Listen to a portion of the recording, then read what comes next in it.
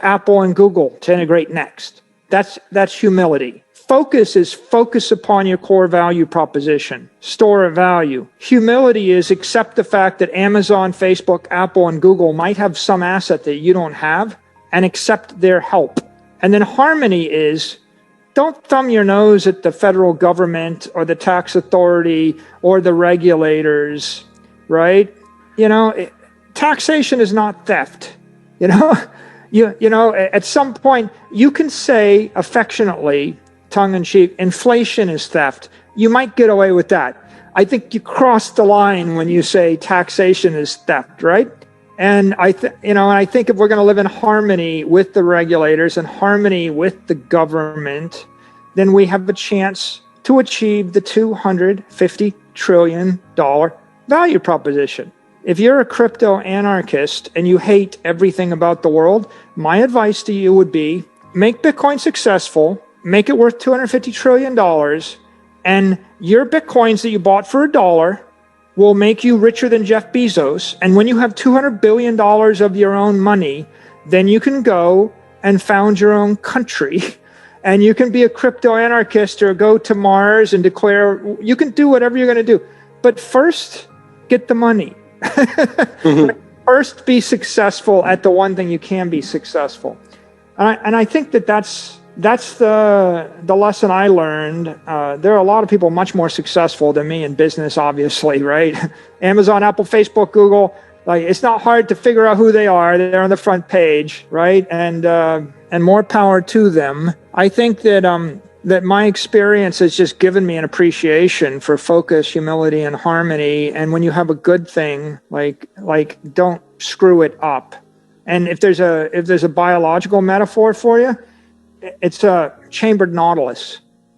If you look at a chambered nautilus, it's nature's solution to growth under pressure. It starts small, and then it wraps around itself. It builds a shell twice as big again, twice as big, and geometrically it creates this golden triangle or golden mean. And it's always using its past assets as the superstructure, the foundation for its next expansion. And it grows 10,000 feet down, right? Under pressure, underwater pressure. If you have massive pressure on you from all directions all the time, how should you grow? You should grow like a spiral out, right? Because you don't want to reach beyond your fingertips because you will be smashed or broken. And the chambered nautilus is a stable growth structure under pressure. And I think we can learn a lot from that when we're thinking about how the industry evolves and how you evolve any particular business or product or service. I think that right now we're just in a situation where a lot of people still aren't focused. I mean, they're still not really, there's so much noise and they've got so many other things on their plate that they haven't really focused upon this as an extraordinary engineering breakthrough that's going to change the course of humanity.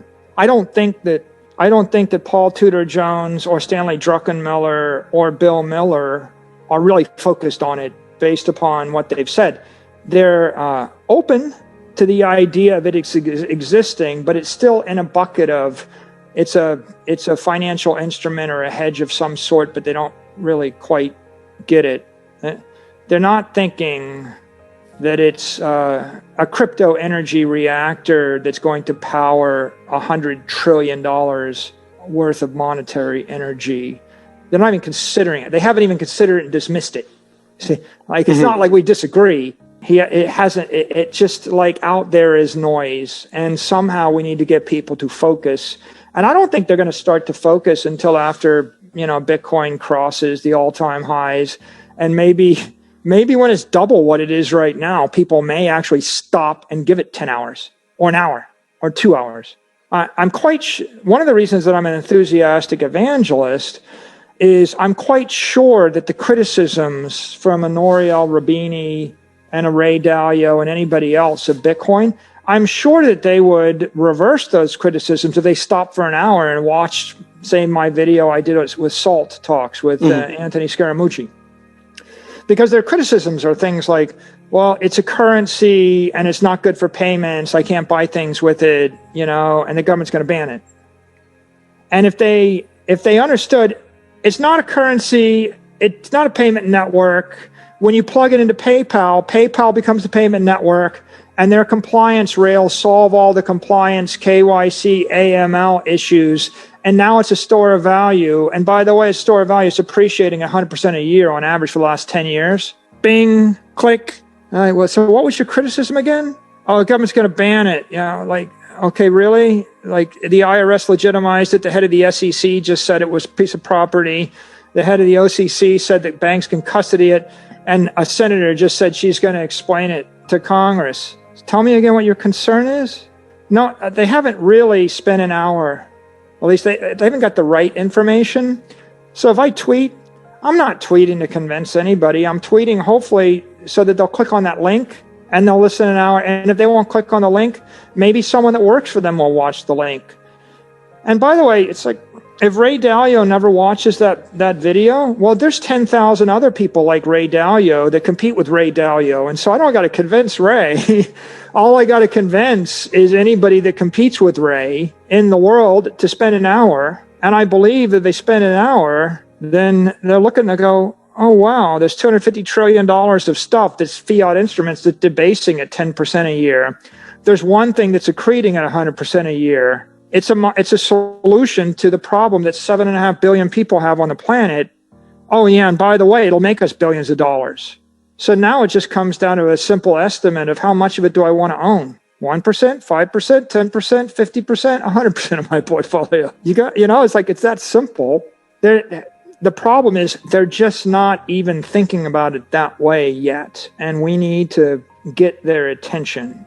And that will come bit by bit. And we had $500 million worth of cash, which is an asset, which was also a liability. Mm-hmm. In essence, it couldn't be clearer than your shareholders look you in the face and say, we don't value the cash at anything. When you have outside shareholders look you in the face and say, we looked at your company, your cash is worthless, they're sending you a message. So we had to make a decision. The obvious decision is we either give it all back to the shareholders by buying our stock back, and we leverage up the company and we decapitalize, or we we go buy another company or buy something that is more valuable than nothing, or we buy some assets.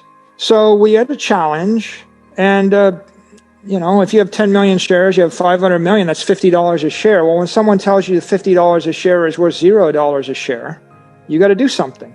So what I did was work through this in a rational fashion.